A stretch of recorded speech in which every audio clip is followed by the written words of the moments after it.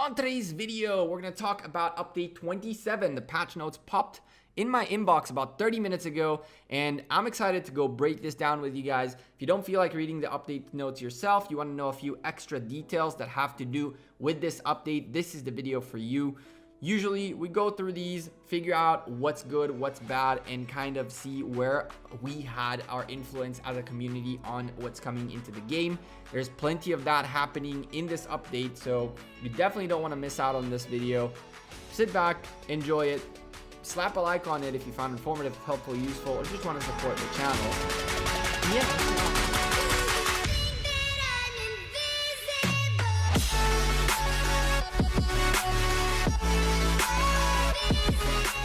Hey there YouTube, welcome back to Gekko Gaming. Today, update 27 patch notes randomly appeared, and they usually come after there is a Facebook post. I usually like to show you guys these things on the Facebook page because it comes with screenshots and all that good stuff. But I don't know, I didn't see a Facebook post. It hopefully will be up tomorrow, and I'll link it in the description down below or in a pinned comment, so take a look at that if you want to see all the screenshots and whatnot. But there's a little bit of extra information that they haven't explained in this update patch notes right here that I believe you guys want to be aware of. So let's start going through it. Pretty simple and straightforward. Thanks for giving. Update coming in on the 19th of November. The servers will be down for about 3 hours. So between 6 and 9 a.m. UTC on the 19th, we're out of the game. A new event is coming. Thanks for Giving will go live within 2 weeks after the update. Thanksgiving is almost upon us, and we've prepared plenty of exciting holiday events for you. A new event, Thanksgiving Feast. Collect ingredients, cook dishes, and prepare Thanksgiving feast together with your alliance mate. Cornucopia. With fellow alliance members, collect holiday items and earn alliance rewards. So this is the first point I wanted to stop in for a moment. There are two types of seasonal / holiday events in Rise of Kingdoms. There are the individual level type of event, which is kind of like this one, except that instead of an alliance having their alliance level and working together to get rewards, each individual has their own tiers of rewards, and then he or she have to spend another 7,000 gems to unlock the top tier of the rewards, which is very worth it. Especially if you make it to that top level 25 with all the rewards. I'm leaving you a card up on the top right with how to do that the best, easiest way. I got it done within like 4 or 5 days of the Halloween event, which was through using that tip, and it worked really, really well. But this time around, it's the second type of event, which requires us essentially to work as an alliance. And if you want the good rewards like the commander sculptures and all that stuff, you're going to have to spend a good amount of gems on holiday items, which you'll then be able to exchange for the good stuff like the legendary commander sculptures, gold stars, gold keys, speed ups, so forth and so on. You're also going to get a lot of those from the alliance-based rewards. It's just going to be lesser rewards than you get on the individual tier reward event. So both of those have cards up on the top right for you to understand how those work. Journey of Gratitude, complete different quests to earn rewards.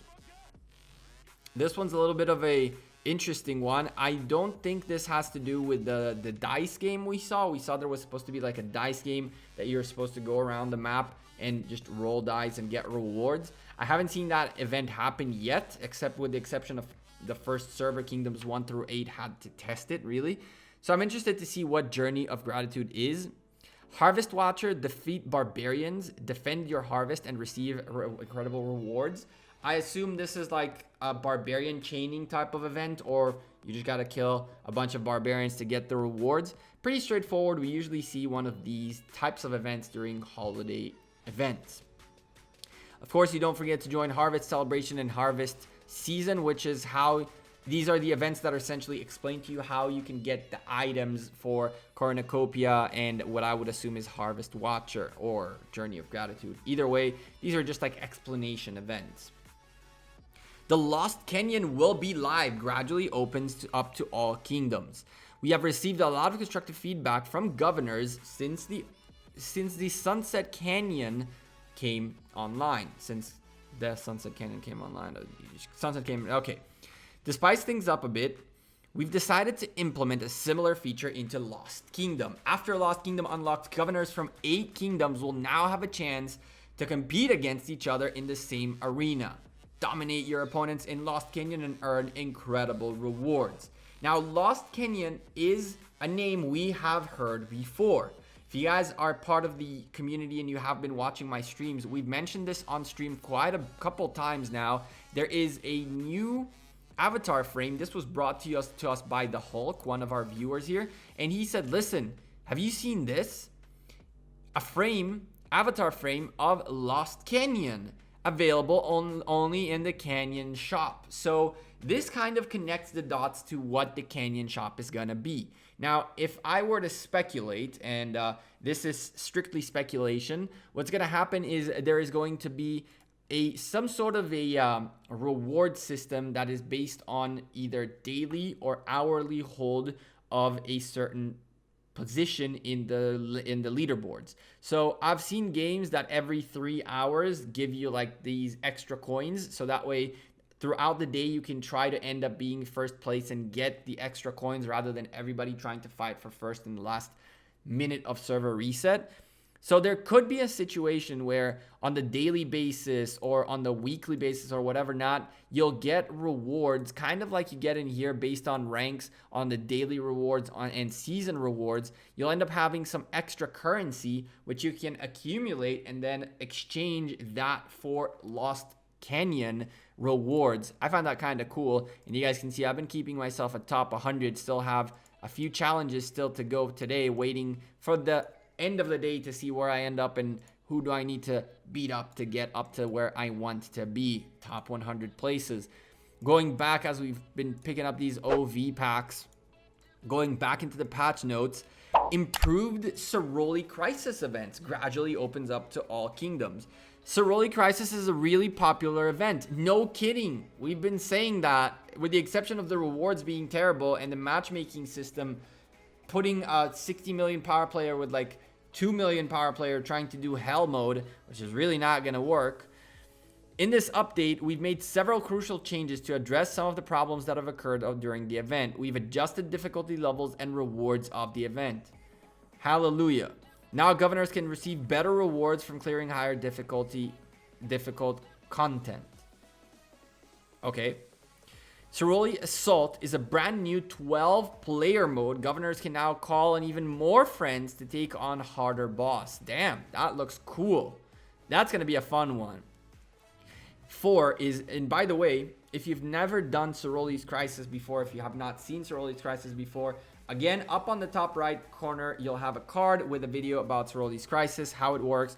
Every event we're talking about in here that has happened in the past and is getting a little bit of a revamp, we'll have a card up on the top right where you guys can see exactly what the event is about.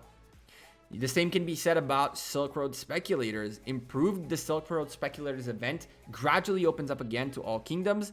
Event chances will no longer reset daily. The number of chances will now be a fixed total amount. So governors can have more freedom allocating their time to play this event. Furthermore, we have lowered the difficulty of the barbarians by just a tad in the Silk Road Speculators event. A good Silk Road Speculator update. Every time they update an event, I'm happy with it. Again, card on the top right for what Silk Road Speculator is.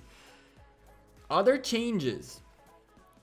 When there's not enough passport pages, when I started reading this, I was sure that they're going to do something about it, but nope. The immigration panel will now display in detail on where to obtain passport pages, and yet they're still expensive as all hell. Optimized an issue which caused the structures in the city to lag upon entering the game. Okay, I've experienced that a couple times, so I'm glad that they fixed that. Added the display video for 3 commanders. We will gradually do this for all commanders. A display video. That's going to be an interesting one to see. It's probably like a 3D animation that you'll see once and never again, but still pretty cool stuff. The Wheel of Fortune event now displays probabilities of each item. I'm actually surprised we hadn't seen that before.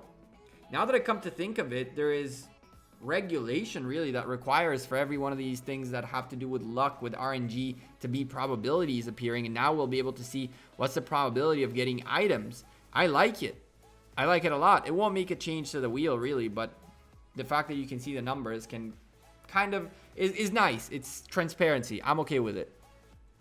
Added a structure into Osiris League Battlefield that displayed the champions of previous season. Oh my goodness.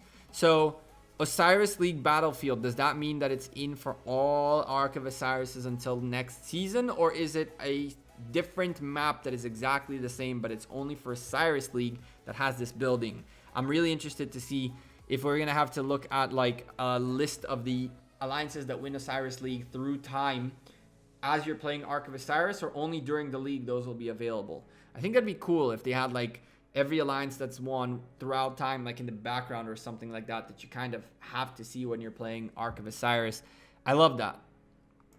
Made small adjustments on the appearance of Tomo Gozen. Okay, sure, because we all take a look at her at all time. Updated the in-game link to Facebook community when the game displayed in Arabic language. Okay. Under settings, governors are now able to hide their own name that this is displayed in the alliance gifts.